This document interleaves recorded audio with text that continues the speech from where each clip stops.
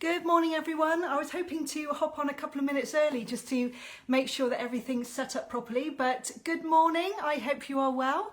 I think we'll just give it a couple of minutes just to let people jump on and make sure that people are finding me, because it's not always easy. You sometimes need to refresh your page quite a lot, which I'm going to do now, just so that I can see any messages. If you are watching live, then please do say hi so I don't feel like I'm talking to myself. It's a very weird situation, this live. It's kind of having that contact. So if you do wave or put a little like or love heart, then I know you're watching, and that's really lovely. It does feel like I'm just gone onto Google accidentally, so just waiting a little minute for people to pop on. A couple of people still requesting to join the group, so I just want to make sure that they have got light access before we get started. It's a lovely sunny day today, which is really nice, makes a nice change. It's been raining quite a lot, hasn't it, recently? So let me just see if I can find myself live, and then I can see the questions as well, if anybody's got any questions. Let's have a look. Here I am. It's a little bit delayed, which is weird. So you'll just have to bear with me. Tech is not my strong point. I'm getting better, but it takes a little bit of getting used to, and also seeing yourself. Morning Lee, how are you? Carolyn, hello, nice to see you. Leslie, lovely to see you this morning. Make sure you say hi if you are with me. Wow, I've got 30 people watching. I'm blown away, that's fantastic. Lots of people out there that love coloured pencils just as much as me. That's fantastic. It's so nice to have like-minded people that you can share this passion with. And I think now more than ever, we need this connection, don't we? We just need to feel that we're together, even if we're not physically together. Hello, Huya, lovely to see you.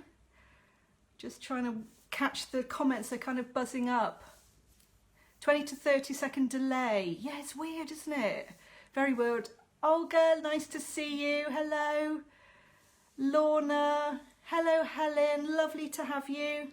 There's a few more people hopping on, so I just want to wait. I know a lot of people can't watch this live because actually it's about 3 o'clock in the morning, and I think that's pushing it a little bit too far for your passion, but it's going to be available in the group for a little while for people to catch up on.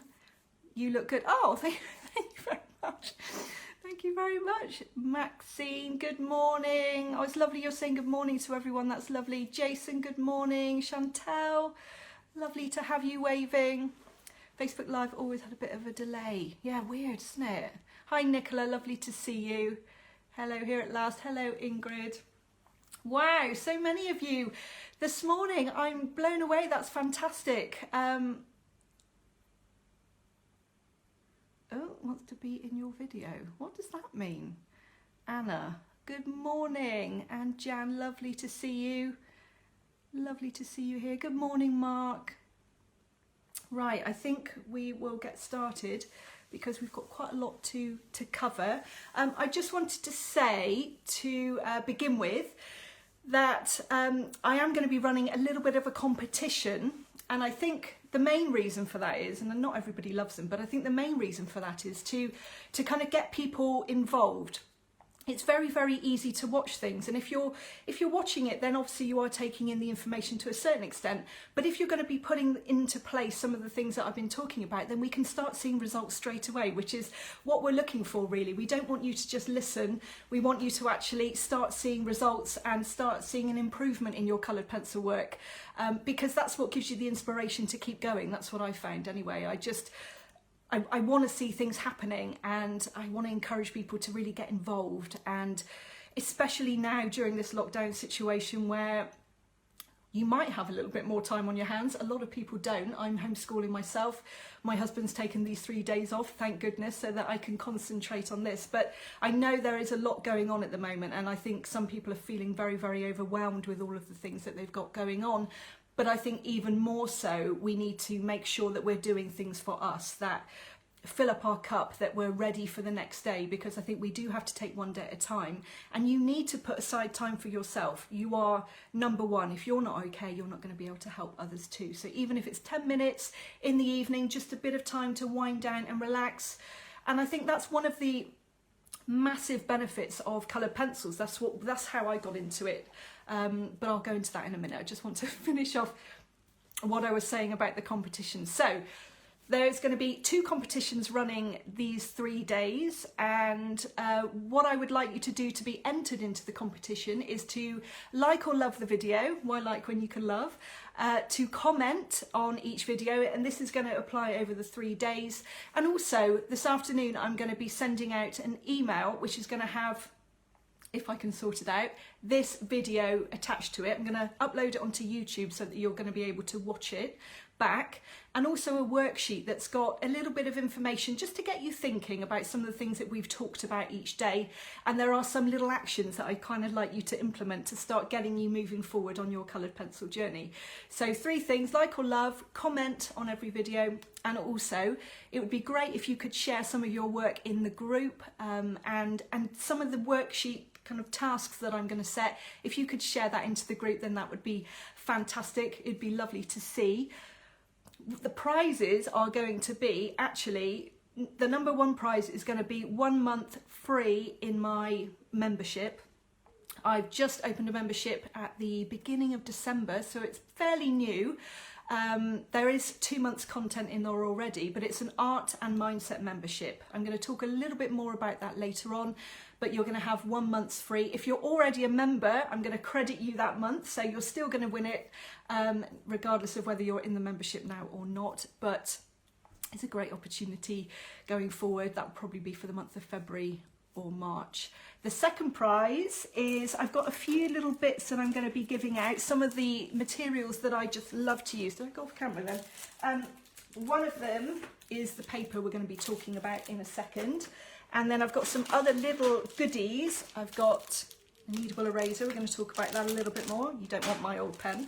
A pencil extender, which is always handy, and the Tombow Mono that I'm going to be talking about a little bit later on as well. So these are the prizes that are up for grabs. So if you please do those things. If you like or love, you're going to be entered once. If you comment, you're going to be entered again. And if you share your work, you're going to be entered 3 times. So that's what I'd love you to do, just to get things moving. Very exciting. I'll be drawing those possibly at the weekend, maybe, to give people a chance to catch up. So, coloured pencils. I wanted to talk about the benefits to begin with. They're amazing, aren't they? They are so versatile. They are mobile. You can take them anywhere.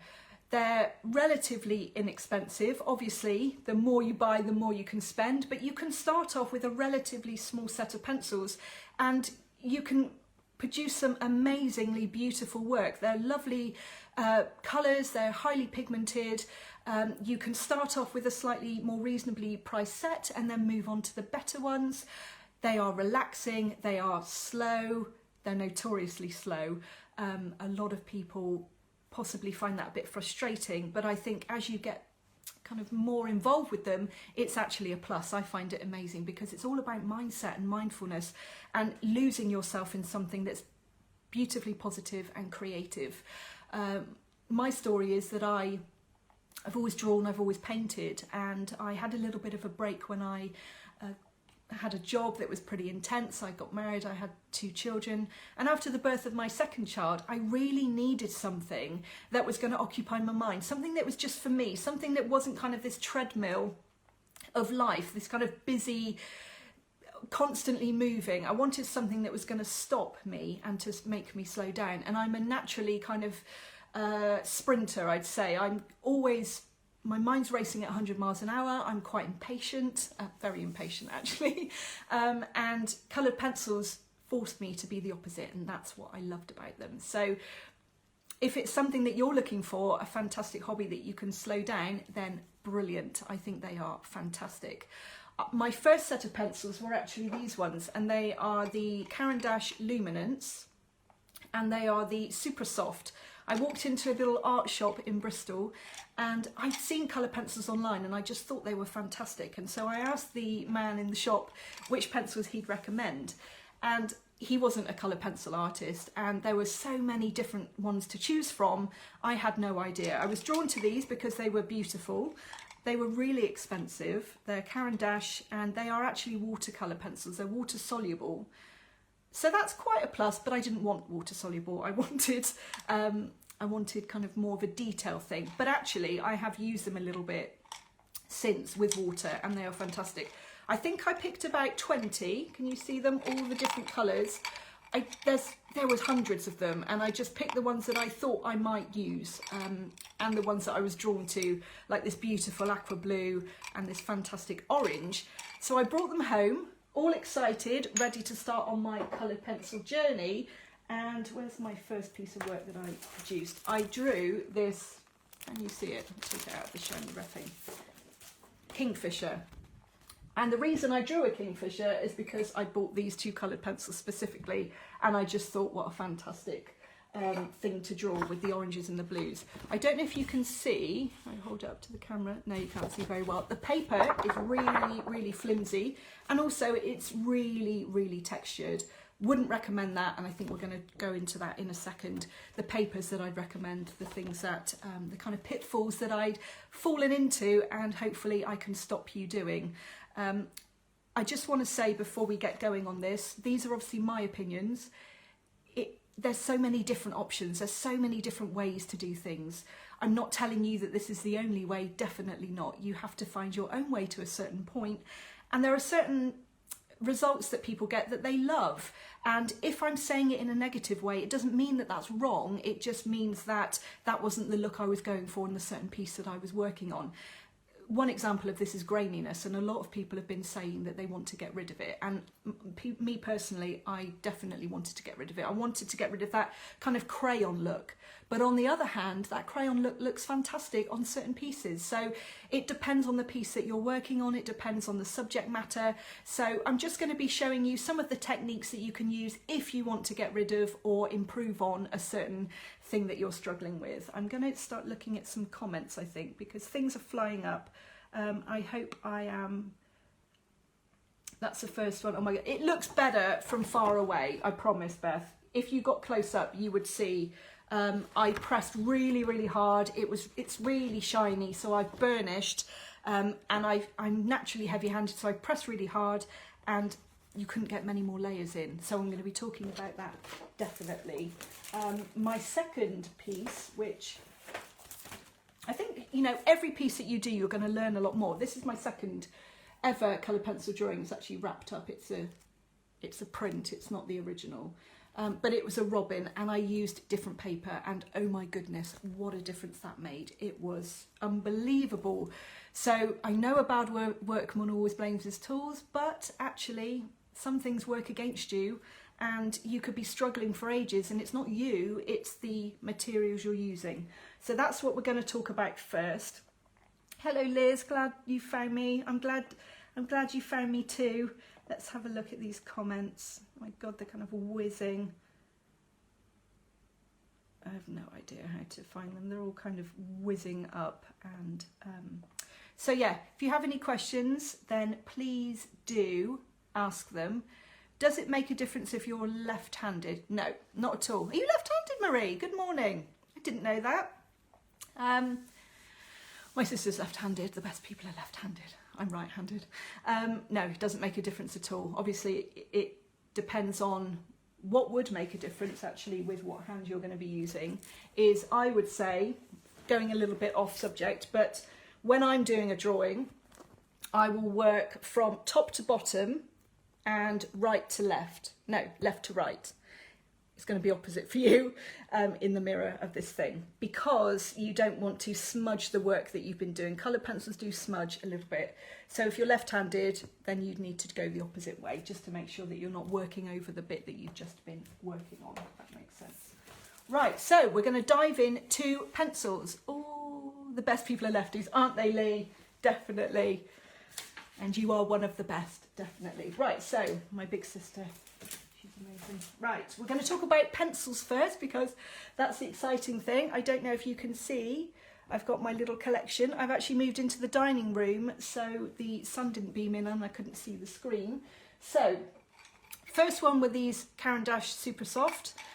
Wouldn't recommend them to start with because they're very expensive and they, I would say they're professional quality, and I wouldn't necessarily recommend that to start with.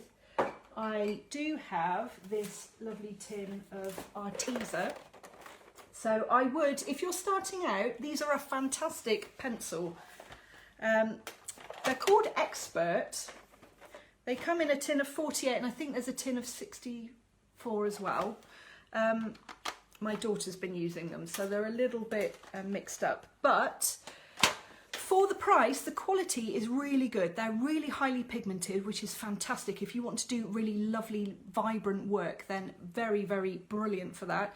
They are pretty strong, they're pretty well made, and I'd say a really good starting point. Another one, which I've actually never used, but another good starting point are Prismacolors. Now these, I think, they don't tell you what they are, rich and vibrant, definitely, but they don't say whether they're oil-based or wax-based, and there is a massive difference in the results that you're going to get if you're going to be using the different types of pencils. Prismacolors are wax-based. I think these are oil-based because they're a little bit harder. Wax-based are softer and creamier and great for blending. They're great for covering bigger surfaces. I started with Caron. Did you? Oh, I've not tried those, so yeah, how are they? Are they good? Are they reasonably priced? Please share if you have some information on that. That would be really interesting for people watching. So yeah, Prismacolors, again, they are reasonably priced. They're not cheap because they are good quality pencils. They're really highly pigmented and they're fantastic for blending. But the number one recommendation that I've got are definitely Faber-Castell or Faber-Castell Polychromos. They are German, they are beautiful, they have 120 colours in their range, which means that there's a colour for everything. They are beautifully made, and for people that are clumsy like me, and because they're round, and that's an interesting point, these watercolour pencils are, how many sides has that got? 6, hexagonal, which means they don't roll off the table. That's a really good, they're actually fantastic, but I do like holding the round ones a little bit more. What I was saying is they roll off the table and they drop on the floor. Now, that happens to me quite a lot, especially if your workspace is a little bit limited. But the fantastic thing about the Faber-Castell Polychromos is that they are glued all the way down the casement, which means that if you drop them on the floor, you might lose the end, but they don't break all the way down like a normal pencil would. That's just such a godsend to me. Otherwise, I would have lost so many pencils, and they're not cheap. They're expensive. You don't want to drop these pencils. They're about £1.50 to £2 each, depending on where you buy them. Yes, using Faber-Castell Polychromos now. Sometimes I use with Artistico. Yes, they work brilliantly together. Do they? Artistico offer 120. There you go. They've got 120 colours as well. So that's fantastic. The Polychromos, you can, my first set of Polychromos, or polys, was 36, and I'd say that's a really good starting point, and that's what I drew the robin with, not the kingfisher. That's what I drew the robin with, and actually I found that it was brilliant for muted tones. So the twig that I drawn was, there was enough colours in there. There was enough colour for the bright red chest of the robin, which is good as well. So they're really kind of versatile. I just love them. I think they are fantastic whether you want to do vibrant drawings. As I said, look at the colours on these. I mean, wow, they're so vibrant. It doesn't do it justice in the camera. Some of the pinks and the purples are beautiful. I love the names. They are brilliant. They're great for pet portraits if that's something that you wanted to do. If you love to draw animals, and they tend to be more muted, more natural tones, like the greys and the browns. They have some amazing browns. They've got amazing greys. The greys, they've got cold greys, which means they've got more of a warmish tone. Sorry, a cooler tone, obviously, which means blue. The warm greys are more browny in an undertone, which means they're warmer. They've got 6 of each of those, so cold grey 1 to 6, warm grey 1 to 6. They've also got Payne's grey, and they've got the black, obviously. They've got a brilliant colour, which is probably my favourite, the one I use all the time.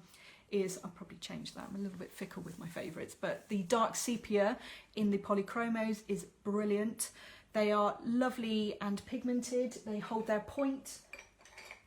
So once you sharpen them, they are really strong because they're oil based and they will hold their point really well. What else can I say about them? They are just amazing. They are really versatile. If anyone's got any questions, pencils seem to have some common colour names, even if different makes. Yes, they do. So you'll get the siennas, you get the umbers, you'll get the ochres. You will find that they're obviously slightly different, but it's the kind of base tone which is important. And they've got some brilliant colours, definitely for yeah, look at all these greys. I tend to store them in little whatever I've collected. This is a Stilton jar. And they've got some amazing greys. That's a Polychromos, that's a cold grey. Look at the amount of greys though, just amazing. So if you're starting out and you are really quite serious about your coloured pencil work and that you feel that you've got that kind of passion for them, that you feel that you've fallen in, I can't say it any other way, it sounds really cliche, but I did fall in love with them. I just had that feeling that this is just something that it just felt good, it felt right, it was aligned with me. And if you do feel that way, then I would invest in some good quality coloured pencils. And you can't really go wrong with polys. If you go and buy a 36, that's enough to get started. I would thoroughly recommend the Coloured Pencil shop online. It's Emma Kerridge, she's amazing, and I've been using them for years now. They do open stock, which means you can buy the pencils one at a time. If you want to know which colours to choose, then let me know, and maybe I'll make a little list of the colours that I use the most of. I'm going to be talking a lot more about colour tomorrow in day 2, and I've got a little exercise for you to do that's going to be very exciting and really therapeutic. So go on to the Coloured Pencil shop online. She is fantastic. She sells a massive range of pencils and accessories too. I can't see that comment now. My first few attempts decided I wanted to draw and ordered individual colours I needed, so bought bit by bit, but now have so many colours I will never use in the full set. Yeah, that's really true as well. If you buy the whole set, there are going to be colours that you don't use, and I have been known to find a drawing that just uses the colours that I've never used, the ones that are still the same length. You've got your tiny little greys that are left. I've actually, yeah, found a drawing to use those colours specifically because it just seems so sad to leave them in their tin or box not used. It's really depressing. What's the difference between premium and expert? The quality, I suppose, or maybe the range of colours. I only bought the expert and they are really reasonably priced, so I think I'd probably go with the only ones I can really recommend are the expert because that's the ones I've used and they're fab. I think they're great, definitely. The next set of pencils that I would recommend, and this was a little bit further down in my excited for the exercise on my polychromos. You know, I bet. Ooh, exciting! You're gonna have to wait for tomorrow though. The next set of pencils that I would recommend are the Caron Luminance. Now, these are going up in price as we kind of go on, but there are some benefits to the Luminance pencils that you just don't get with the polys. The first thing, I have Derwent Lightfast. Yes, that's another one. I've got a few definitely recommending, and in the last year I'd say they've brought out some amazing new coloured pencils because they seem to be more popular than ever right now. I think people are finding them, people are seeing that they're so versatile, you don't have to use loads of different solvents and things to use them. You can pick them up and put them down whenever. amazing. I think so many people have found the benefit of them recently. Yes, so the next set of pencils that I would recommend are the Caron Luminance. And again, go to the colour pencil shop because she sells these open stock. And the reason that I found the Luminance pencils to begin with was because, let me put this jar down or I'm going to drop it, the Polychromos white is pretty rubbish. I don't think there's any other word for it, actually. It's not great. It's really transparent, which is not what you want from a white. There is a good use for it though, and I will show you that later. But the reason I found the Luminance is because of the white. Look at that, dinky now. It's brilliant. Wax base, so it's obviously got its benefits, but it's much more opaque than the Poly's white. That's the reason I bought the Luminance to begin with. I just bought loads of whites. I went onto the colour pencil shop and I think I ordered 6 white pencils because I knew I'd use them. They're great for so many things. You can blend with them, you can emboss the paper to draw whiskers and that kind of thing.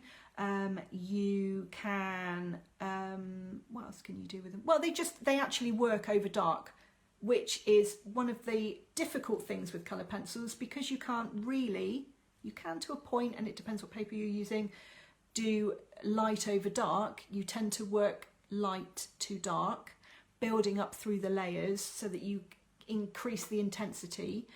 And what I found tricky to begin with was the fact that you had to leave, if you're using white paper, leave the areas of white free for white fur, and that was sometimes really tricky to do. So this is a really good thing to use.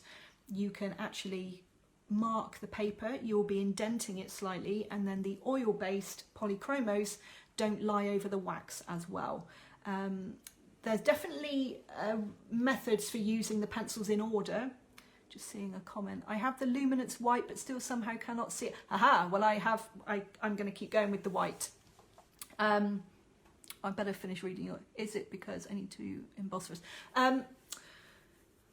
Possibly. I think the use of both at the same time is going to really help you, especially for, have you used Holbein's? No, they're expensive, aren't they? But they are, I've got so many on my list that I want to try. They look fab. I think I'm going to be possibly going on to the colour pencil shop this afternoon and ordering a few different ones, few different colours, few different things. But it's what you want them for, really, what you want them to use them for.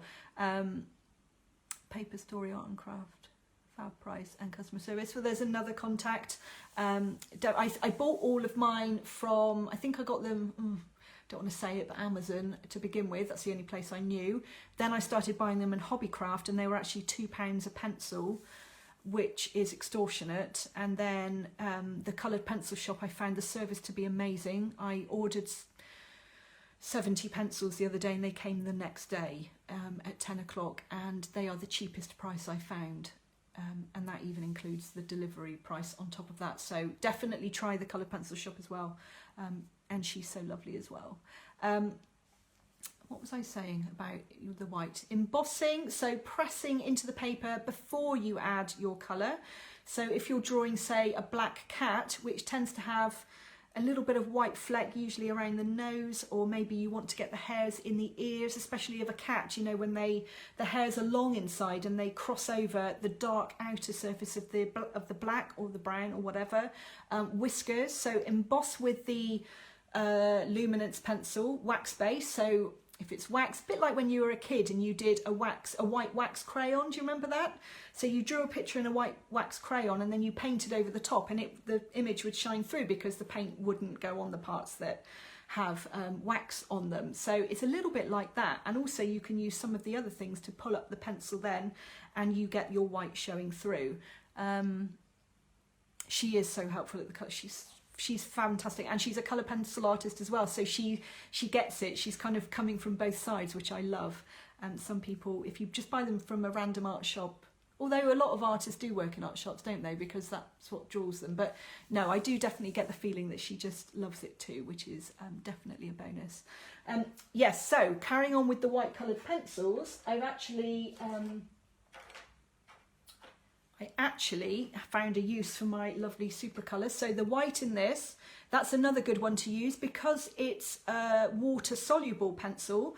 You can add a little, I actually lick them. I don't know if they're not toxic. I actually lick it and use it sometimes.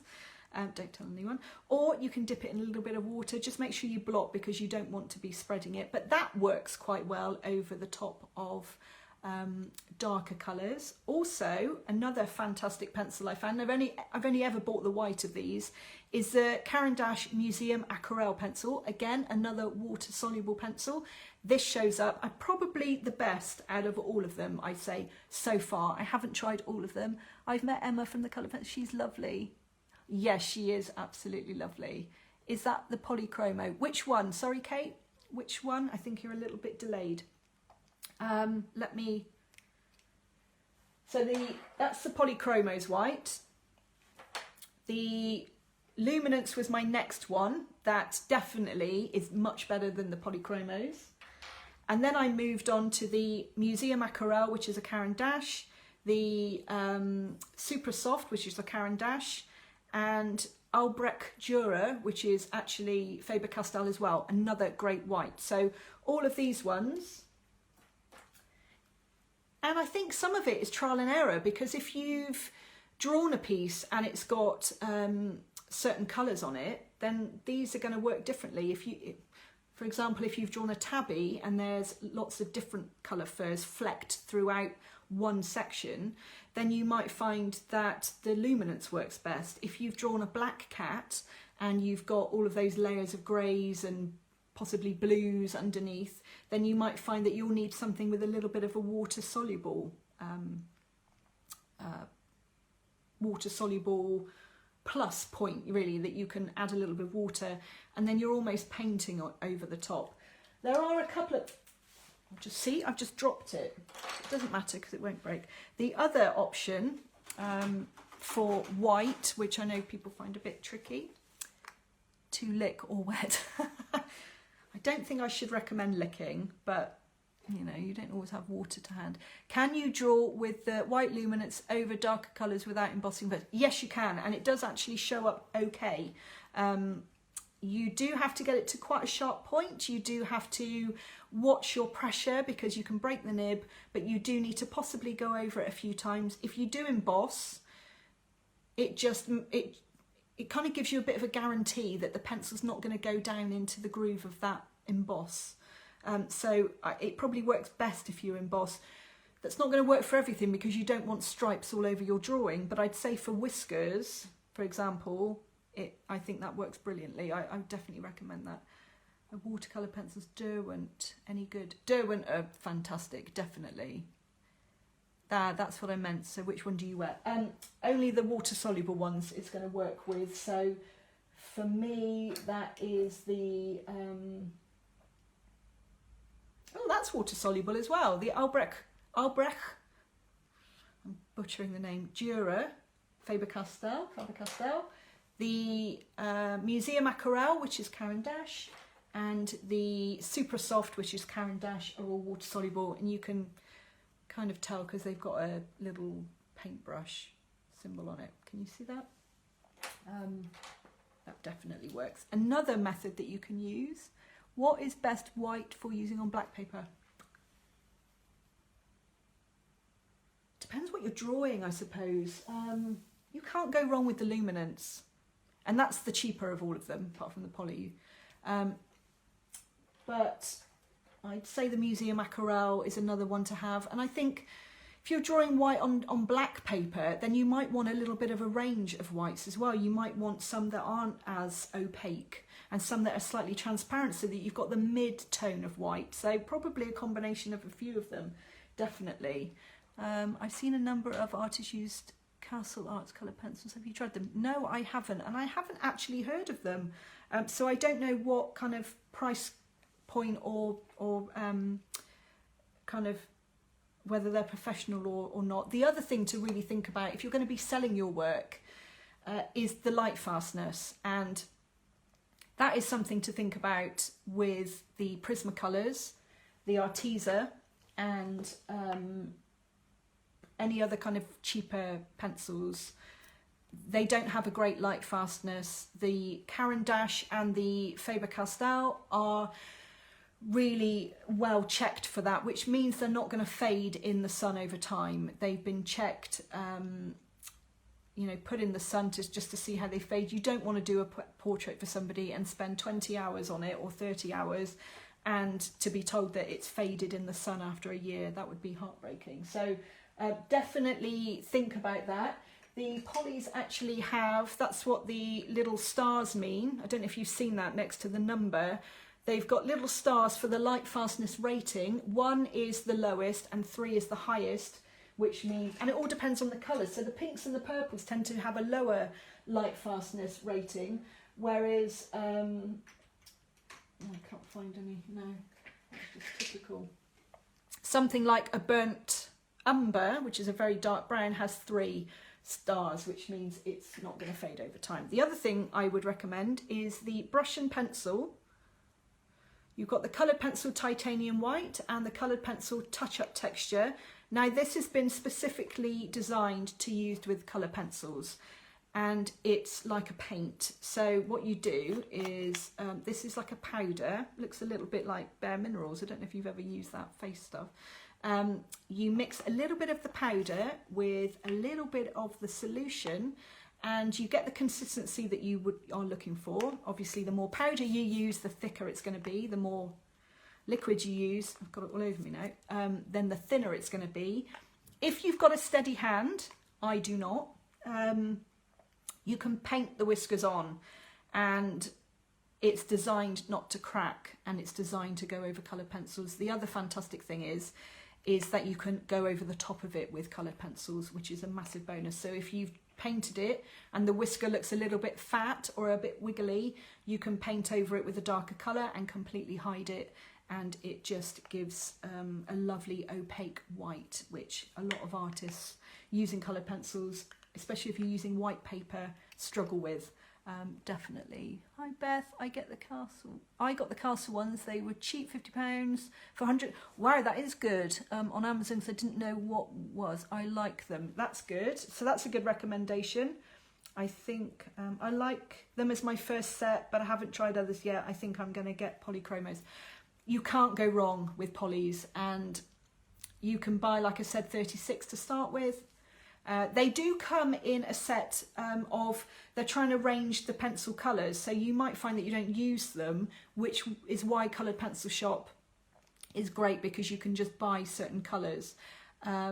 Beth's actually in my membership, so I write the colours I've used under the tutorial that I've uploaded, and so possibly have a little look on there, Beth, and see if see which colours we use a lot of, and maybe I am going to do a list of the most used colours for what I do, which is pet portraits, wildlife, and I love botanicals too. The other thing about the polys is look at the greens. Look at the greens. There are so many of them, and they are beautiful.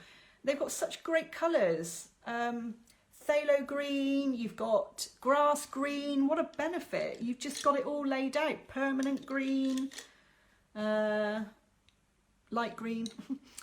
And what's this one? May green, and then you've got really vibrant bluey greens. What's this one?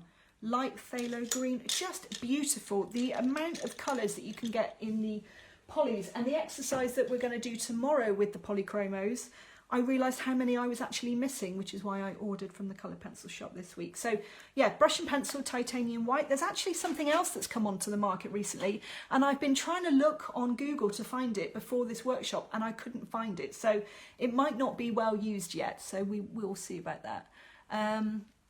What was the name of the fluid powder combo? Brush and pencil. And it's called Coloured Pencil Touch-Up Texture, and you have to mix it with the Coloured Pencil Titanium White, and the make is brush and pencil. So you'd need a little tiny paintbrush, which I haven't got. I have got somewhere. A little tiny, thinner than that, you can get zeros, can't you? Paintbrush to use that, and you will get really good result. I've got another tip for getting white fur over dark, but we're going to move on to that in a minute, because I think I can talk about pencils forever. Has anyone got any other questions about different pencils? What else was I going to mention?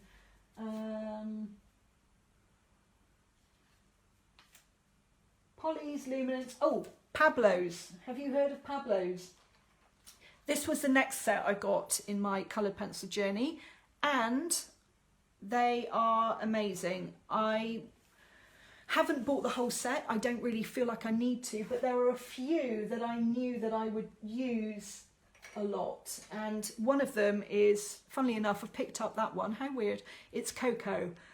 What a fantastic brownie grey.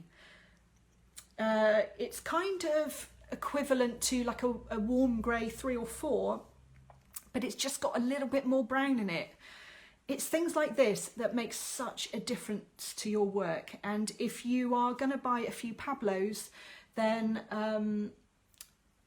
they're amazing. They are Caron Dash, and they are a bit of a mix between the Polychromos and the Luminance. They are in between. They're not really wax based, they're not really oil based. They're softer than the polys, but they're not as soft as the Luminance. So a great in the middle, but these are the most expensive. Not most expensive overall, because I don't know the prices, but the most expensive of the brands that I use, and they are amazing. They've got Granite Rose, which is a beautiful light pink colour, which isn't too orangey pink. If you're drawing skin tones or a pink nose on a white cat, then that's great for it because it's a really subtle pink. I found with the polys they tend to be a little bit, and that's Pablo. This one's fantastic in the polys. It's the light flesh. There's a medium flesh and there's a dark flesh. This is a good one, but again, it's still got a little bit too much peach in it for me. The Granite Rose is a little bit more greyy. I'm just going to take a sip of water because my voice is going to run out in a minute. So, I think that's, list most popular would be really helpful. It would, wouldn't it? I think that's something I need to do, and just kind of pick the ones I use the most, because they tend to be the shortest pen. It's not going to be difficult to see. You know, some of the little browns and the greys are real stubby little things now. Brownish beige is fantastic. Yes, that's another good one. Amazing. I think it's just fantastic. So I'm just going to check the comments again and just see if there's any more questions. I'm sorry if I've missed them because they've just whizzed up and I couldn't really see them. So pencils, I think we've kind of covered. If you have any more questions, please do let me know. What was the brand of the powder solution? Did I answer that in between that one coming up? If not, it was brush and pencil, titanium white and touch-up texture. So that's fab. Right, we will move on now to paper, because it's all very well having fantastic pencils, but if you've got rubbish paper... Yes, they have renamed them. Yes, they have. I got really confused, and I've obviously got some older ones. Let me just see a minute. I'm just going to grab... This is the exercise for tomorrow. Yeah, they've called them salmon and coral red and beige red and that kind of thing. So yes, they have changed the colours. But the exercise tomorrow is going to help with that, and then you will know kind of which ones to use. So that's going to be exciting, but I will leave that for tomorrow. Right, paper. As I said with that Kingfisher, I think I used watercolour paper, or it was really, really thin sketch pad, and it just goes against you, definitely. Pencil extender. Got a few actually. This one doesn't have a make on it, but Derwent are quite good. Pencil extenders, a good drawing board. Oh, I've got this, good. Exciting. Yes, I can talk about my drawing board actually in a second. So we'll move on to paper. If you're going to be drawing detail and you're going to be wanting to get rid of the graininess, which I know is not always something that people worry too much about, but I have seen a lot of people worrying about the graininess and wanting to improve on that, because I think it's very personal, as with any art, and it's a little bit like a canvas. when I see a painting on a canvas and I can see the lines of the canvas showing through, I don't like it. It doesn't look finished to me. That's my personal opinion. It doesn't mean I'm right.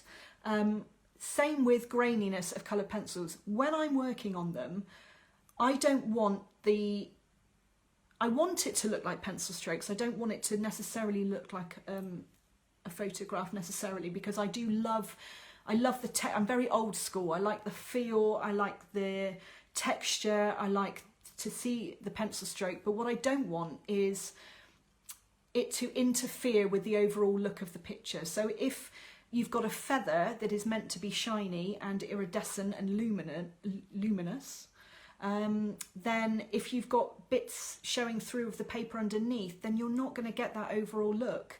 If you've got an eye, for example, and it's meant to be glassy and shiny and real looking and spherical, if you've got the graininess showing through, it's going to, because it's all an illusion, isn't it, art? It's all an illusion, and what we're trying to do is recreate something in our own way, in our own style, but give the illusion, because you're trying to make something look 3D that is 2D.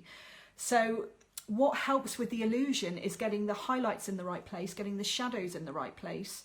And if you've got little bits of white paper showing through, it's going to look like a highlight, and therefore it's going to be in the wrong place. Does that make sense? I hope it does. I hope I've explained that well. So that's why I want to get rid of the graininess. Now, on a certain part of the animal that's really textured, or if you're doing botanicals and you've got a bark of a tree and the texture showing through is going to enhance that drawing, then amazing. But it's just lovely to have these different things in your toolbox that you can draw on, excuse the pun, whichever drawing that you're going to be doing. Does that make sense? So you can pick and choose whichever subject that you've got. So I used really grainy paper. It didn't work for me, didn't like it, because it was too watercolory, too pitted. It was for, can you also, oh, just don't know. It was for watercolour, I think, because it was for getting that smooth watercolour finish, and that wasn't great for pencils. So the next thing I used was Bristol Board. And there's a smooth, actually I think there's different types of Bristol Board. I've got the Daler Rowney, which Daler Rowney, I think they're great for papers. I don't think you can go wrong with it. Now this one, I've got a few drawings in here, you can't really see, it's not doing it justice. It's smooth as a baby's bottom. It's actually called airbrushed, that's how smooth it is. What I would say is that you're not going to get as many layers on smooth paper that you are on the paper that I'm going to recommend. Now, it depends what you're drawing. It depends on the look that you're going for. But you are going to find that you are going to be limited to the amount of depth that you can get. Because the paper, if you look really closely, it's got something called a tooth. And that means it's got peaks and troughs all over the surface of the paper. Now, the reason that you get the graininess is because when you're laying down the layers, the pencil just sits on those peaks, and then you need to start filling the troughs. So on a smoother paper, those peaks and troughs are going to be obviously less. On grainy paper, they're going to be up and down. If you've got bigger troughs, then you're going to be able to get more layers in. Does that make sense? So you're covering the surface and then you're filling up the troughs with all of your lovely layers to get that depth of fur. So you won't, you will find that it won't be long until you just stop. If you're drawing fur, I wouldn't recommend this airbrush paper. If you're drawing skin, it might be a good option because you don't want to get, using graphite, I drew a hand, I don't know if you can see that, but you can see how shiny it is. It doesn't take long for you to start burnishing, which means pressing a little bit harder and getting that shine, so really smoothing the tooth of the paper so that you can't get any more layers in. So the next paper I used was this Strathmore Bristol, and this is the vellum. You can get a smooth as well, and this is lovely. It's textured just enough, you're not going to be able to see that. It's thick, so it just feels like it's good quality. You're not going to be pushing and you're going to be ripping your paper. So I recommend that. It's the 300 series. You get 20 sheets, 9 by 12 inches is a really good size and a reasonable price. I got Heligan sketch pad and it's any good, it's smooth. Never heard of it. How smooth is it? Is it, does it feel really kind of, does it look like it's got a bit of a shine, or does it look like it's got a bit of a texture? Because it does all depend on what you're going to be doing, what pencils you're going to be using, what your subject matter is. I'd say the vellum is great for a good middle ground. You can get lots of layers in, and also you can get the detail in, which is what I like. The next paper I would recommend, and I used this one for years and years and it's never let me down. And actually this is going to be a prize in the competition for you to win this pad. This one, I got it especially, brand new, how exciting. And this is the De La Rowney, it's A4, you can get an A3 as well. And it's the smooth heavyweight paper. It's £135. Not in price, in weight. Gosh, that would be a little bit difficult. It's acid free, which means it's not going to kind of have any effect on the pencils. You can use pencils, you can actually use watercolor on it as well. So it's a really good versatile paper. Just looking at it, it looks quite smooth, but actually it's got just enough texture to be able to get really good fur detail in. And I did pet portraits on it for years. It's not really cheap, but it's affordable. You can get it anywhere. I'm not sure if the colour pencil shop do it, but Jackson's is another really good art supplier that I use quite regularly. You can definitely get it on there, and obviously Amazon as a bit of a last resort. It's better to support the smaller suppliers and companies and businesses, especially at the moment. I would thoroughly recommend this paper. I think it's a really good, I have that one which I drew my heart. There you go, and look at your horse. It was amazing, it was fantastic. You got loads of detail in and it was beautiful. So there you go, there's a testimonial for this paper. Definitely recommend it. I also have got the I think it's textured or grained, or it's a brown. Instead of the pink, it's the brown colour. And I tried to draw something on it the other day, actually as one of the demonstrations I'm going to be doing. And it was awful for me, for what I wanted it for. It did not work at all. I was drawing hair and it just looked awful. It looked like crayon. It looked like my little girl had done it. It was just really bad. So there you go. It really does make a difference what paper you're using. You use that one too? Yes, Nicola. It's great, isn't it? Fine grain, definitely. So it's called Smooth, but it's got a lovely amount of tooth to it. Pencil for Artists, a nice local store to my own. Very good, brilliant, lovely. I do like it when you support the yeah, everyone's online now, aren't they? Support the local businesses. So yes, I would recommend that. Just staying with the smooth papers for a little bit, I've now moved on to, not all of the time, it depends what you're using for, but as I do pet portrait commissions for people, I have moved on to, and you've probably heard of it, Fabriano Artistico hot pressed watercolour paper. Costs a bit of a mouthful, isn't it? Recommend a cheaper one for practicing and sketches. See, here's the thing. I think if you buy too cheap a paper, then I think you're going to get disheartened really quickly, because you're not going to get the look that you want. If it's too cheap and too textured, then you'll feel that you're not getting anywhere, and actually it's the paper, it's not you.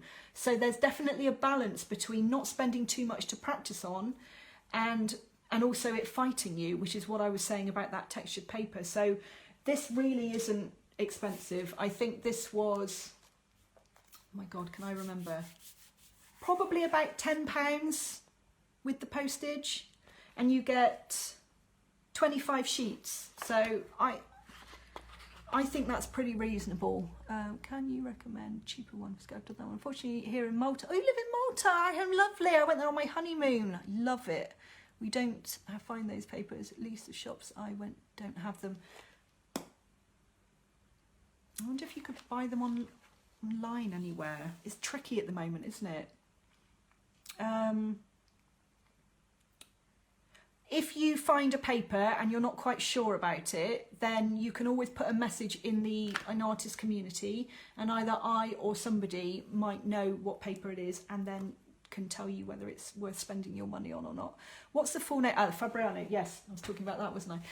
Fabriano Artistico hot pressed watercolor paper, which you wouldn't think would be great, but it's the hot pressed.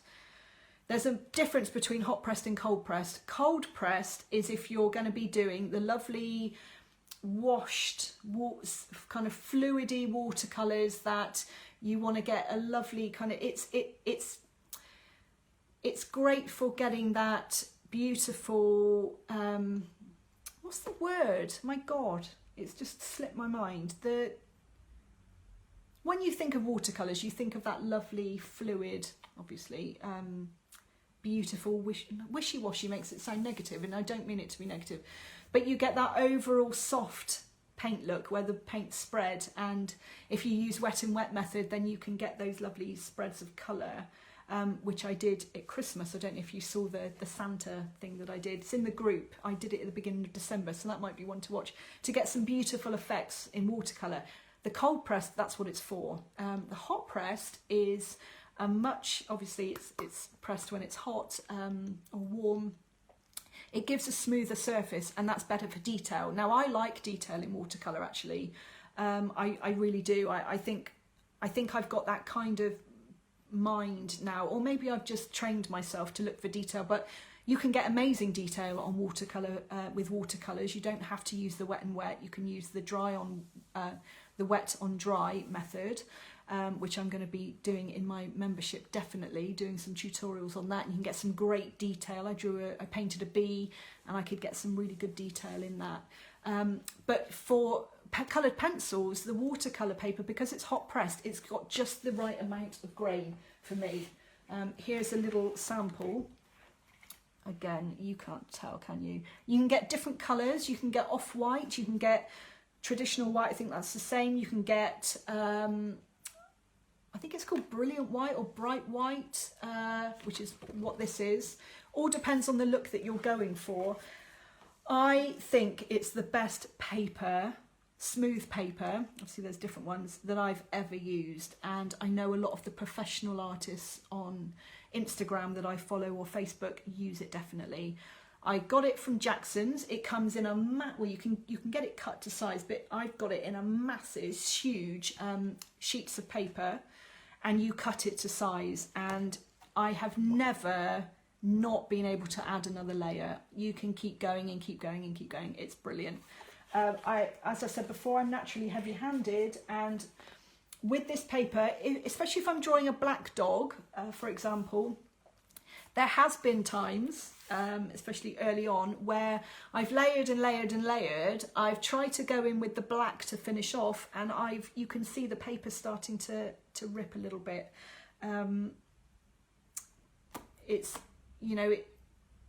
So don't be too heavy-handed with it, I suppose. Layers, you can get a lot on, but there is a point that it will not let you layer anymore. Not reach that with this. It's unbelievable. It's amazing. If you do buy it in the big sheets, I don't think it's extortionately priced. Can I remember how much it was? No. But I think it worked out. If I cut them to A4 size, say, and I could get 8 A4 pieces of paper out of one sheet, then actually it didn't work out that much more expensive than the Daler Rowney paper. It was probably a few pounds per sheet. That's probably, it's less than £1 a sheet. This is probably just over £1 a sheet. So if you're going to be doing professional work, if you're going to be selling your work, if you're going to be making cards or prints or selling at commissions, then I think it's something that you can start with, this one, and then move up, definitely. And the Fabriano Artistico, I've not found a better smooth paper than that. And they do come in different colours as well, which is amazing. Translucency. Translucent? Ah, yes, that's my drafting film. Yes, I am coming to that, definitely. So that's smooth papers. I hope that all makes sense. Moving on to textured papers. There's so many different things that you can do.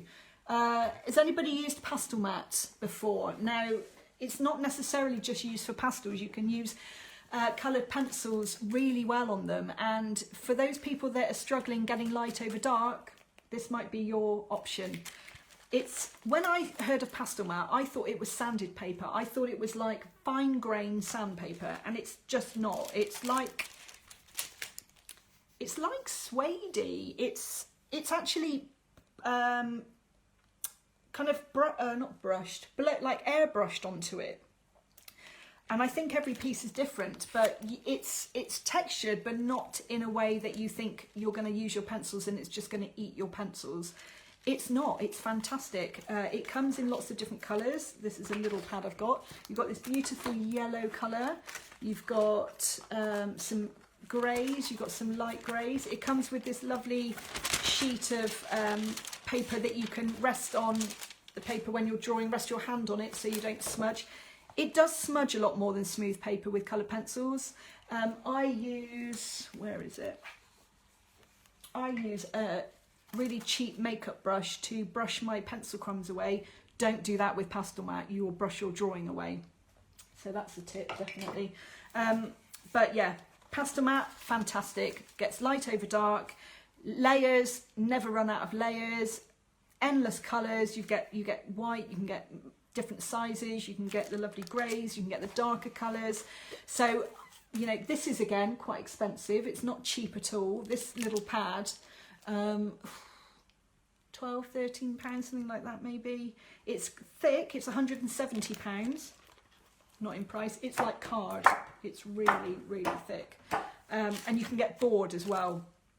And you can use soft pastels on it. You can use pastel pencils, which I've recently got into. I think they're amazing. But yes, you can do light over dark. The Luminance pencil is going to work fantastically well on that, as well as the other white pencils that I recommended. And then moving on, because we've still got quite a bit to get through and we've been talking an hour, is drafting film. Another completely different thing, a completely different surface. I don't know what I'd describe it as. It's like, what's it like? Tracing paper. No, it's thicker. It's like plasticky, but it is a bit transparent. Can you see my hand through it? There you go. And it comes with the little sheets of paper in between as well, which is fantastic. Polydraw. You can get lots of different ones as well. What's the other one? I've forgotten. I'll see if I can look it up. Really great to try. Fantastic thing with this is that there's no graininess at all. None at all. You can use some of the accessories that I'm going to talk about in a moment on it brilliantly. Some of the things that we are going to discuss work better on some papers than others. But Polydraw is a fantastic one. I drew a dog on it that looked a little bit like Tramp, and the results, I was quite amazed at how the fur laid down. It just looked really, it looked thick and dense without putting as many layers in as you would normally. So it's a lot quicker to work on this, definitely, than it is to work on smooth paper. You can also, which is a great benefit of this, is draw on the back. So you're drawing you're drawing as normal on the front. You can flip it over. Just be aware that it's going to be reversed, and don't draw the left eye if you're drawing that, you know. You can deepen the black by drawing on the back, which is a massive. You can't do that with anything else, can you? So you can say you've got the black of the eye, the pupil, and you're finding it difficult to get it as dark as you need it to be, then you can deepen it on the back. What a fantastic plus that is, definitely. Right, that's the papers. I think we are there. I can't wait to watch this back when I'm not working. Oh yeah, graphics, that's it. Thank you very much. Graphics drafting film. I think that's even better than the Polydraw. I think it's better quality. It's a bit thicker, and I think you might be able to get a few more layers onto it. I did a horse on it after the dog. Got a little bit complacent, I think, and couldn't add any more layers. Gave up on the drawing because it it didn't have the look I wanted it to. I wanted to add a bit more depth and I couldn't. I'd run out of layers because it's smooth. So I think the key is that you use less layers to get the same effects. It's quicker. Don't try adding the same amount of layers that you would do on smooth paper or pastel matte, for example. Yes. Oh, and it's clearer, is it? Oh, it is clearer. I haven't got them to compare, which is a shame. But there you go. So drafting film is a fantastic option as well for coloured pencils. Right, we're going to move on to sharpeners because we've still got quite a lot to get through. Starting off with these little manual ones. I've got the Derwent, which is great for catching crumbs. Again, for being mobile, it's okay. Usually these things work really well to begin with and then they go a bit rubbish. It's got a fat hole and a thin hole. The Luminance are a bit thicker than the Polychromos. The Polychromos tend to fit in most things. So this is a really good starting point. I bought the Faber-Castell Universal Colour Grip, and that's actually got 3 options. Again, all right to start with, really quite good. And then it just went a little bit, obviously they blunt after time, but you want them to last quite a bit longer. Then I got the KUM, the Cum or the Cum sharpener. This was good, but it broke. There's a plastic lid, and it does come with replacement blades, but it's really fiddly.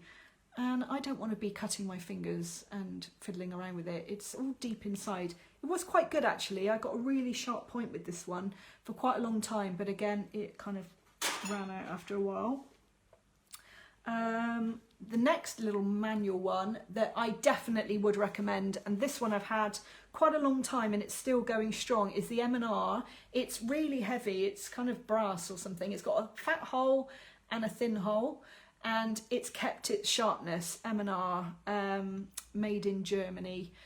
Really fantastic. One thing I would say about this is that not so much the fat hole, but the thinner hole, the blade, can you see there, is actually quite exposed. And I was sharpening and holding it. I cut my finger without knowing because it was so sharp, and then I bled on a commission. It was awful. Wasn't a lot, thank God, and I managed to get it off, but that is not what you want. So just be a little bit careful if you're clumsy, or if you've got kids around and they're likely to grab it, make sure you put that somewhere safe. This one I would definitely recommend. I had the other swordfish, I think it was called the Fine Point or something like that. This is the Swordfish Curve.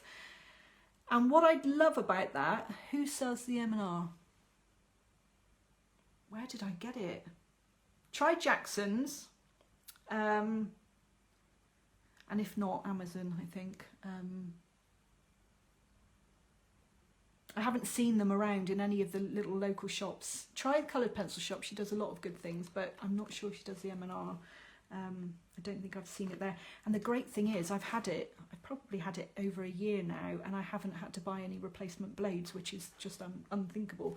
Anyway, oh, Colt pens do M&R. Brilliant. There you go, Colt pens. Swordfish, the other one, yeah, what was it called? I can't remember, Thin Point or Fine Point or something.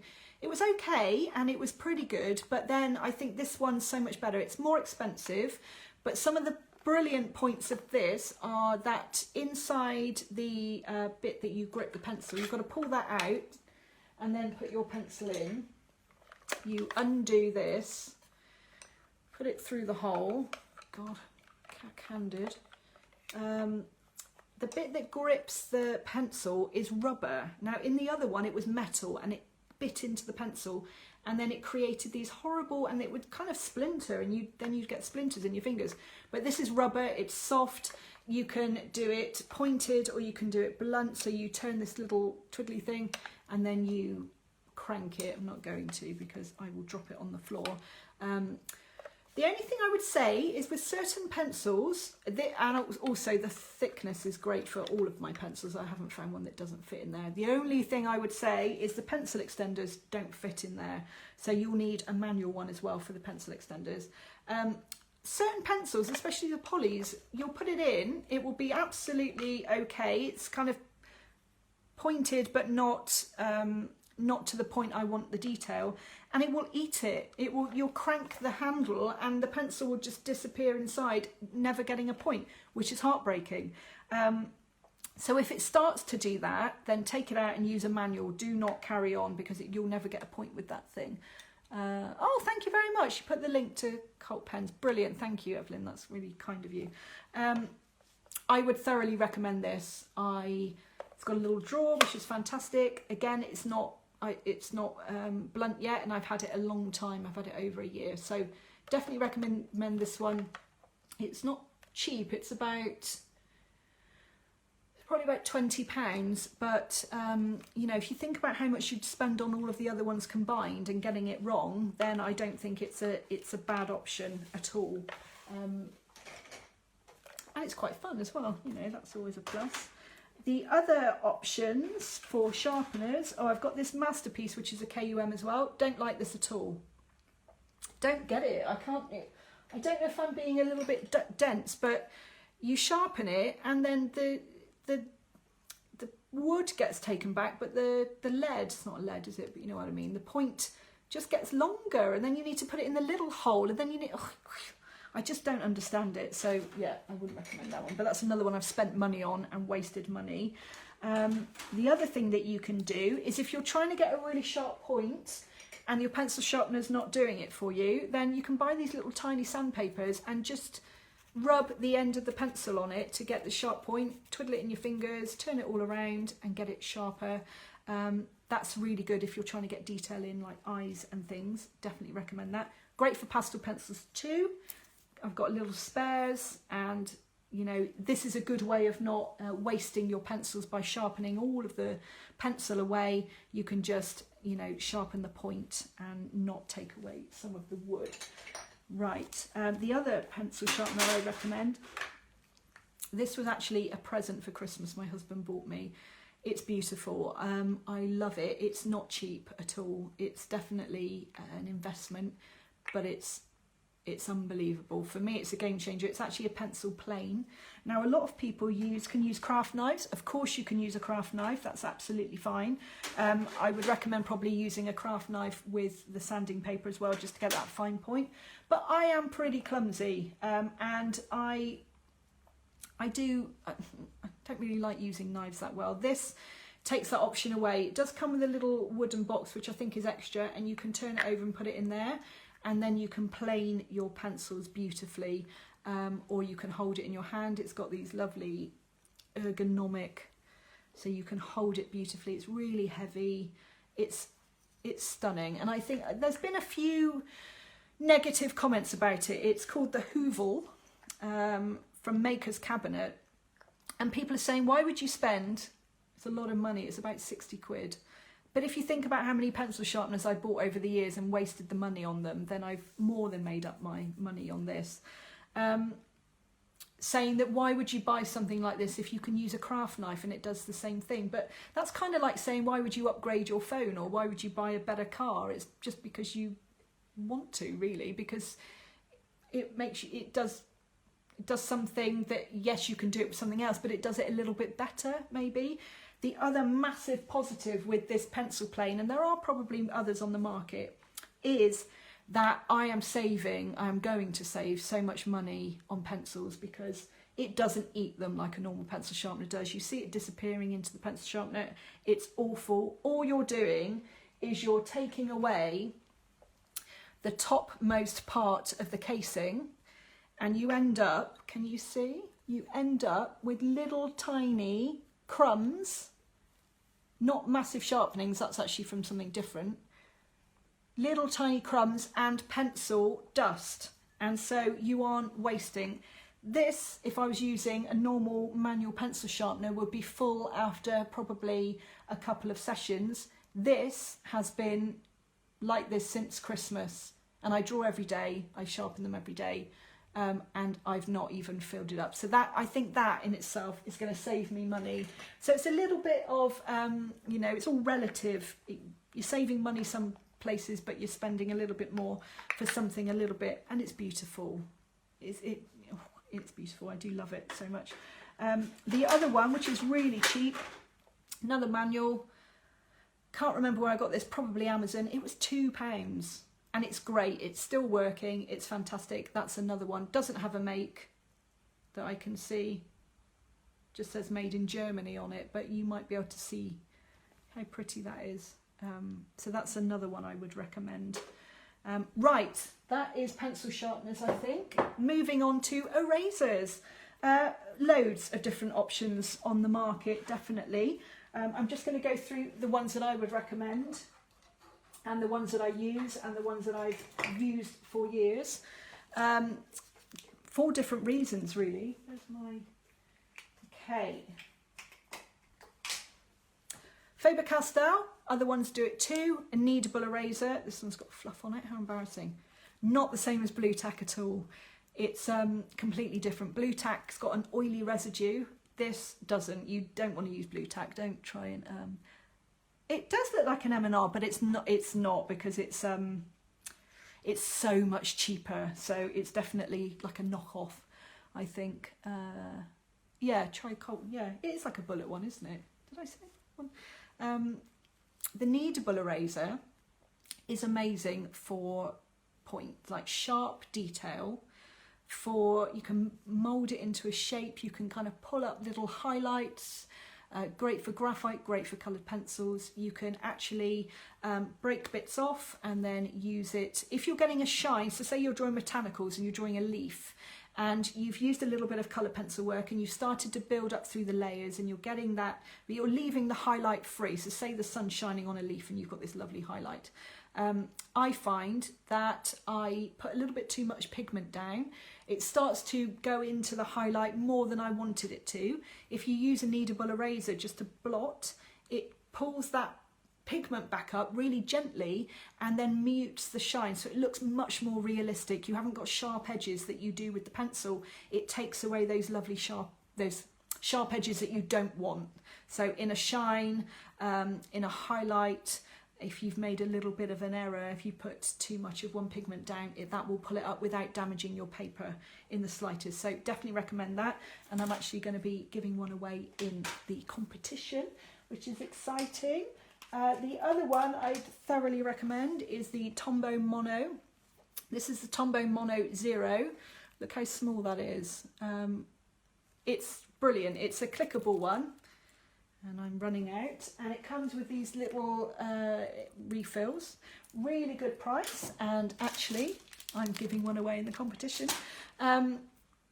Brilliant for highlights again. Brilliant if you have used the embossing method for whiskers and you've got a little bit of pigment over the top. You can then pull it up with this. It gives a lovely clean line. I also mute if I'm doing black fur and I want to get the shine in, then I use this, and you actually can draw with it. What you're doing is you're taking away, but sometimes taking away is just as important as putting down. So if you put down some pigment and then lift it back up again, you get a lovely soft blend of fur from light to dark. It just looks beautiful. So definitely recommend the Tombow Mono. I've also got this one. It's a Derwent, and I think I started off with this one. And again, it's pencil. I know the Colour Pencil Shop does the Tombow as well, I think. I think she definitely does this one. The Derwent, I think she does these as well. So yeah, try, there's Cult pencils too. This is great because it's a pencil and you can sharpen it, but it's obviously an eraser, and you can take away the fine detail. And it's also got a little brush on the end, so you can sweep away all of your little eraser fallout, which is brilliant. So got a few of those hanging around. They're really quite reasonable. They're not expensive at all. And then the other one I use all the time is this Derwent Electric. This is actually my second one because I dropped the other one too many times and it fell apart, not to be replaced or fixed, which I always did in the past. I think I broke all of the electronic parts. But what you do is got a little lovely, you hear that? So it rotates, and it's fantastic because it can pull up pigment again really quickly. If you've made a mistake, you can pull it up really quickly.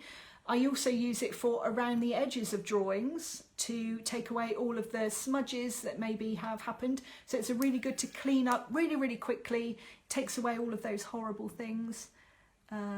Slice, yes, I'm coming to that definitely. The sun's shining in my face. Do you use sliced baby foam whiskers? Yes, I use the Derwent a lot. Yeah, it's fantastic. So I would definitely recommend them. I think they've all served their purpose in different ways. I think all of them I would have in my toolbox, because you kind of need all of them really. I definitely would use those. Anything else I've got in here? No, I think that's it for erasers. Just moving on to all of the different other accessories that you can use with your coloured pencil work. We've talked about the brush and pencil, which is great for white, like a paint over the top. The Caron Luminance, if you do buy the set, and I think you can buy these open stock again at the colour pencil shop, they come with a Colorless Blender, which does what it says on the tin really. You sharpen it like a pencil, but it's got no colour, and then you blend away any graininess. That's what it's for, to blend the colours together. I use it doing a lot. So that's definitely a good thing to have in your toolbox. I've got my pencil extender. This one's a Derwent, and I've got a small enough one. You just stick your pencil in. This one doesn't fit. This one doesn't fit, see? Don't buy this one. The one I'm giving away is the wooden one, which definitely does fit them because I've tried. I'm going to have to take that off. It doesn't work. So a pencil extender, I don't actually like them because you can't sharpen with them. And I do quite like holding the little tiny pencils, but some people don't, and I think they've definitely got their place, just to be able to hold it a little bit more easily. Need all of them. Phrase I'm definitely finding. Need all of it. Yeah, so that's another good one. I'll put that here in my little tray. The other thing which is invaluable, I would say, I started off with a craft knife, and you can get these anywhere, and they're a couple of quid. This is the Exacto Knife. It's very, very sharp, and what that does is it pulls up some of the pigment so you can scratch away. And when this is really helpful is things like Polydraw. Smooth paper it works well with, doesn't work that well with pastel matte. Yeah, I've tried it quite a few times, it doesn't really work. So these are a couple of quid online, and then if you want to upgrade, that's my craft knife, then you have got these lovely slice tools which have come onto the market in the last couple of years. They are amazing. I've actually got both. I've got the retractable one, and then I've got the one that stays up. They're lovely to hold, and they are beautiful. They work brilliantly for whiskers. I think what I might do is demonstrate in a minute with the solvent that I'm going to show you and the craft knife, the slice tool, just to show you how it works to pull up the pigment and to get the white fur over dark, which is always a little bit tricky. But yeah, these are fantastic, and I know that Emma sells these as well in the colour pencil shop. Needle. So yeah, it's a ceramic blade, but you're not going to cut yourself. So for clumsy people like me, it's fantastic. It's definitely one to have in your toolbox. I think, oh gosh, just kicked that. Out of the two, I would go for the one that stays up, because that's just annoying to have to put pressure on, and I would probably tape it up, but then your blade's exposed. With this one, I think this one was the first one they did, and it caused a few issues, so that's probably why it's so good nick. And this one, you can actually, it's really easy to change the blades as well. You just twist the top, pull it out, you turn it around, you can use the other side, and then you can buy replacements as well. So definitely recommend the slice tool. It's great to have in your toolkit. Is that everything? Solvent, we haven't talked about solvent. Right, so graininess, we're just going to address that for a couple of minutes, because this is something that just keeps coming up with lots of artists, and they struggle with it really, because they don't, if they don't want it to look like that. I thought the retractors, I bought the, well, you can't get the blade to stay in. Clicked in. Retractable one. So you've twisted the top. There's two little lines. Can you see that? You've probably already done this. And you have to twist them, and then the top comes off. or the other way around. And then you just pop it in and twist it back again. Maybe you've got a bit of a dud one. What make is the slice tool? It's actually called Slice, so that's the make of it. And this is they've got the pen cutter, they've got the retractable pen, they've got another tool that's coming out, they've got a craft knife as well, which is ceramic, which I use to cut my Fabriano paper with. Sorry, I had to leave. We'll catch up the rest. Oh, sorry, Kate. Lovely to have you here. And yes, watch on the replay. Yes, if you put some masking tape, that's what a lot of artists... Are you on about keeping it up?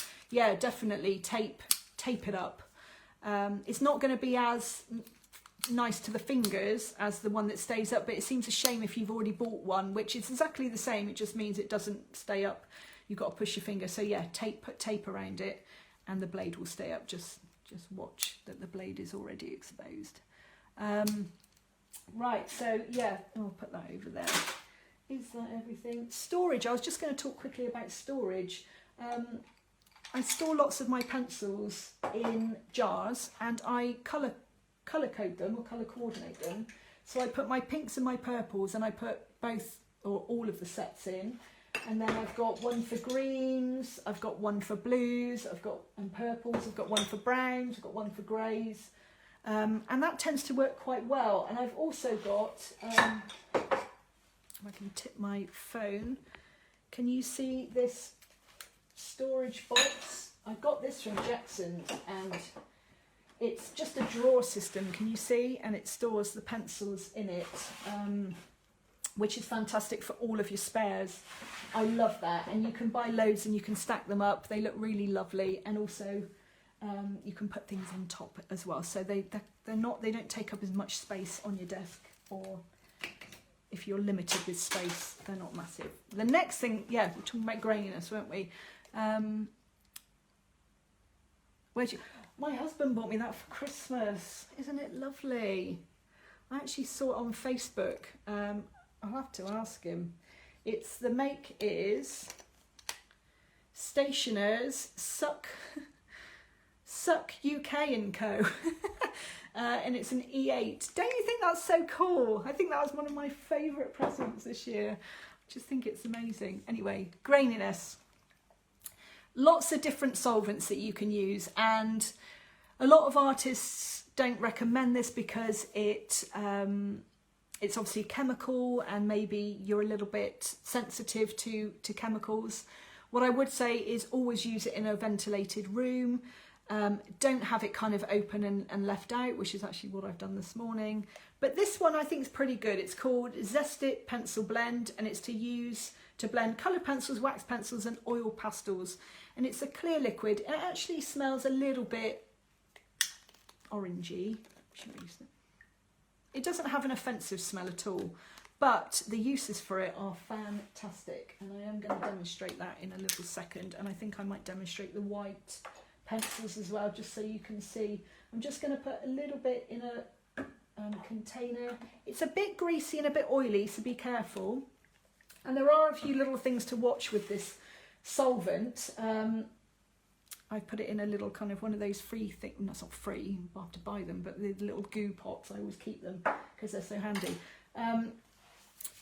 Don't put too much on because you'll get an oily residue around your drawing if you're too heavy-handed. You definitely have to put quite a lot of pigment down before you put it, because otherwise it just won't work. What it does is it breaks down the binders in the pigment so that it kind of bleeds out like a paint. It looks painterly. It increases the pigment. It's great for underpainting with your pencils, and it's great for speeding up the process. You do need drying time in between. I would recommend at least half an hour, dependent on how much you've used. As you go through the layers, you can obviously layer, you can put colour pencil on top of it once it's dried. If you still put it on when it's wet, it will damage your paper, but you can layer up, and then the more layers you've got down, so if you're using it between layers, you need less and less because you're just trying to blend the top layer, if that makes sense. Otherwise you'll mush up everything. Thank you so much for putting the links. You're really helpful. Ah, there you go. So there you go. So UK, there's my little pencil sharpener holder. It's fantastic. So this is great for getting rid of the graininess. If you are struggling with that and you want something that's pretty quick, I don't use this at all on my commissions. I don't know why. I don't think that it affects the light fastness, but I do worry that it might leave a bit of a residue, and so I never use it on commissions, but I do use it when I'm doing my kind of demonstrations or tutorials for the membership, because it just speeds things up, and it's really handy for that. So I think we will have a little look at that. My board is from Blundell Harling, and it's called a Challenge, and the great thing about it is you can kind of lift it up and down. It's got settings, and I think I would recommend using a board as opposed to flat on your table, although I do draw like that sometimes, because the perspective is going to change. If you're looking across a drawing, you might find that when you lift it up to you, the proportions are slightly off. You might have elongated it slightly.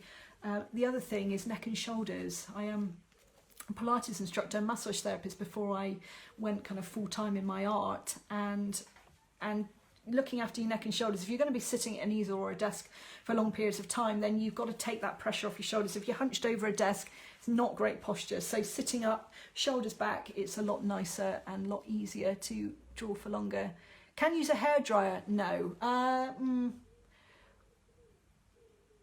I don't think I would recommend it, only because it's not water you're evaporating like you would do with watercolours. It kind of, because it's like an oily thing, it soaks into the paper, and so maybe I'll do a bit of an experiment on that on a piece that I'm not worried about damaging. What I would do, how I would use it, is I would use it on a section. I would put some of the solvent on, and then I would move on to another section that you haven't put any solvent on, carry on with your layering, and then come back to the one that you've put solvent on and start building up then. Maybe you could give it a little blast to make doubly sure. I've had my back hurting so much. Yes, get a board. There's so many out there, but this one I think is it's good because it's kind of A1. It's got a lot of space for different drawings, and it does save your neck and back and shoulders. Might the solvent be flammable with heat? Very good point. Gosh, I didn't even think of that. Thank God you said that. Non-flammable. So no, actually it's not, but that is a really good point. Thank you for mentioning that, because that could have been pretty scary.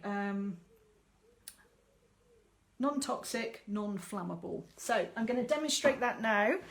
Let me just move my phone. I just want to show you a quick demonstration before we go. We've been talking for an hour and a half. I can't believe it. So I'm really sorry about that. Can you see what I've done? I hope so. So what I've done is I've drawn these little, how do you feel about a wooden drawing board on your lap but angled? Oh gosh, it's a little bit like having a laptop on your lap, isn't it? You can angle it, but I think it might hurt your lower back then. Yeah, some people don't suffer with their back at all, do they? But I am one of those people that do. I'm going to put my glasses on because I'm starting to go cross-eyed. Where's my glasses? Can't find them. Can't do it then. Right, so I've drawn these little cat's eyes quickly, and I just wanted to demonstrate the way that solvent really makes such a difference. So what I've done is I've put quite a few layers in. I've probably put 5 or 6 layers on both eyes. And then I'm going to put solvent on this area and leave it off that one. And then I was going to demonstrate fur. I think it's on day 3 I've got that demonstrated. So I was going to demonstrate how it makes such a difference. So we'll go with the eye. I would recommend going from the light areas to the dark areas, because what you don't want to do is blend it in too much. So you're going to see how it's going to increase the pigment and blend all of the colours together, and it's going to give it like a painterly look. It's going to work the best on this. Look at this dark area. If you struggle to get your darks dark enough, pigment solvent might be the answer. Be careful because you are kind of painting. Look how dark that's gone now. You are kind of painting with it and it will bleed out onto the rest of it. So just be a little bit careful. And I've always got a little bit of kitchen roll ready to just blot it. Sorry, I'm moving my phone, but I can't get close enough. So what you're going to see is it's going to get rid of the graininess and go into the highlight a little bit. And then you can just be a bit cautious to begin with, and then you can always darken up. And then I'm going to go into the, oh gosh, I don't want to go into the fur as well. And I'm going to blend the graininess away. And you can see how much that brings out the colour of the fur. Can you see that? And it's really getting rid of the graininess too. So you can still see the pencil strokes, you're not getting rid of that. But I should have used a bigger paintbrush. But it just breaks down the pigment and increases the intensity. And then you're going to be able to paint, well, use your brushes over the top. So I'm still going in the direction of the fur. I'm not going all over the place horizontally and vertically, because I think that's important as well, because you are dragging some of the pigment across. I'm just going to do this little section here into the tear duct. So can you see how that's really made it stand out a little bit more compared to the graininess of this eye? This eye's looking a lot more, you can still see a little bit of graininess, but see how that's just looking deeper in pigment.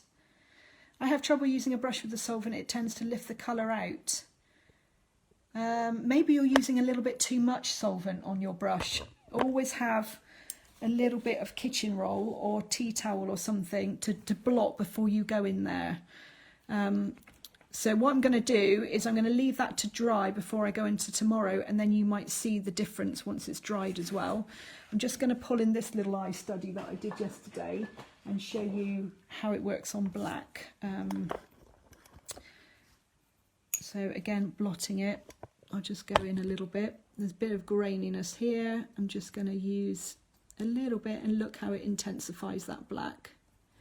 You can also use some of that black to bleed out. It is going to hold a little bit of pigment on the brush. That's why you have to just be a little bit careful. So I've used quite a few layers on this black part here, and then I can intensify the pupil. Look at that. And it just, eyes it's brilliant for, because you can get rid of the graininess and get a lovely finish that looks smooth and it looks eyebally. Is that a word? I'm just blending that. I'm just going to do it on a little bit of the eye so you can see how that just intensifies that black a little bit, and it just helps to smooth the graininess away. It's really, really brilliant. I'm just going to demonstrate the Museum Aquarelle on the black. It's not very sharp, that's the problem. Just going to sharpen it,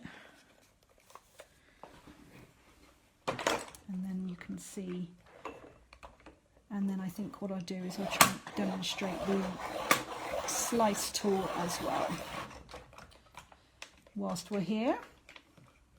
A little bit sharper. So can you see? You've got to go over it a few times, but it does show up on the black. You see, it's still a little bit, but you can go over it a couple of times, and if you're using an embossing tool, it's great. Where's my slice? Let's try the slice on here. So you can then, can you see how that just lifts up the black? So if you've got lighter fur, isn't that amazing? I'll do it on just a black bit. Just use it on the side, don't go straight in because you will cut your paper. Look at that. Am I still here? Somebody said I've lost you. Am I still here? Let me just check on my computer. It's hard to tell because I'm a little bit behind on here. Right, I think that's going to be it for today. I think we've covered quite a lot, haven't we? I'm just going to turn my camera around. I hope that was helpful. I hope you got some good information there about some of the materials that you might need or want to use in the future. If you have any questions, then please don't hesitate to put them in the description in the comments.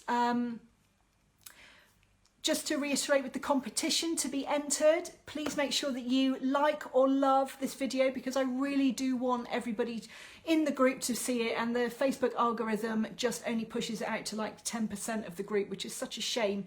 So the more people respond and the more people comment, then the further it pushes it out. So like or love, comment, and you will be added twice. And if you share your work, I'm going to be emailing that out a little bit later on, the stuff on your worksheet, then you will be entered 3 times for a chance to win 1 full month in my membership, my art and mindset membership.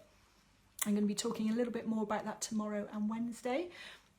So if you have enjoyed today and you wanted a little bit more support in the future of your colour pencil journey, then that might be something to think about.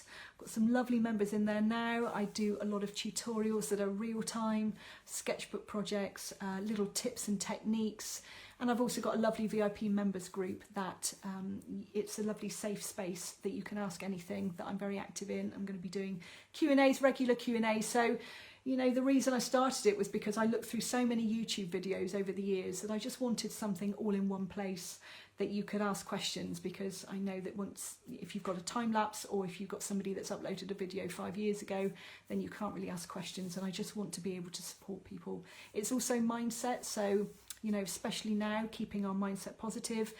And I think it's important to really look at the reasons why we do art. It's not just about what we create, it's why we do it and how it makes us feel. So there's a lot of that in there too. So I will talk about that later, tomorrow and Wednesday. Need to catch up for, couldn't get your voice. Oh dear. Hopefully everyone else can hear me. I missed the beginning. You can catch up later. What I might do with these videos is that I'm going to leave them up in the group for a little while, and then what I'm going to do is collect them together, put them in like into the membership in a tip and tutorial library, because I think that will be really great content for people to keep referring back to, but you can watch it for the time being in the group. I'm going to keep it up for about a week, and then I'm going to take it down and put it into the membership for future reference. I really hope you enjoyed today. I really hope you got some really helpful information and enjoyed all of the materials that I've gone over. I really love you to have, I keep saying really, love you to have a look on the worksheet and have a look on the colour pencil shop and start your collection of pencils, possibly get some of the materials and the accessories that we've talked about, maybe even some storage solutions. So start getting you going, start enjoying all of your accessories and all of these lovely things that are going to help you.